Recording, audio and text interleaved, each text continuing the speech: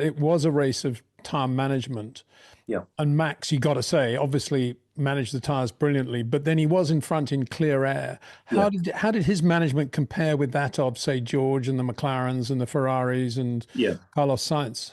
Well, from the data that is available, it looked like, but none of them were doing a huge amount of it. But of the cars that you could see, well, of those cars, Max, if anything, was doing the most, which is really strange because he's the car in front. So if anything, he has the least requirement to do it, and the cars behind should have been doing more because of the situation they're in with dirty air.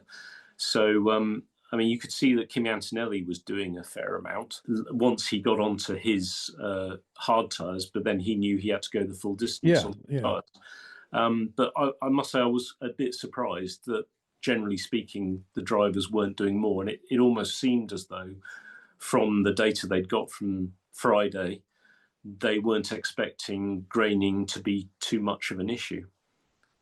So very few people were lifting off through turn 6, which does hurt the right front. Max looked like he was running energy recovery through 17, so that was limiting his slip through there. So he wasn't lifting off, but the car speed was dropping, recovering energy. And that's what you were talking about in the previous chat we had, about how when you want to limit the speed in the race, you do it through the energy recovery system. You can do, It's an option to do that. Yeah. And it looked like the Red Bull was doing that through 17, and certainly his speed was dropping as he approached 17 to the breaking point for turn 1, whereas the McLarens, you could see their drivers were actually lifting a bit through 17, then going back on power, and they were accelerating up to turn 1 and then braking. And I found that a little bit surprising because my experience with Kevin in 23 and 24 was that, in actual fact, turn 1 is quite an aggressive corner for the right front.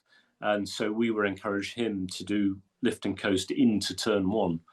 Even though it's relatively low speed, a bit like into turn 7, so through turn 6 into turn 7, you'd lift off early to try and just save the right front a bit. And in that race, certainly in 23, when he did that, he had better right front tyre wear than Nico did, who didn't do the same thing. So yeah, I was surprised at the lack of tyre saving, and that Max, although he didn't do a huge amount, it looked like he actually did more than the others, which is the opposite of what it needed to be. He's not bad, that Max Verstappen, is he? He's all right, isn't he? He's not. Yeah.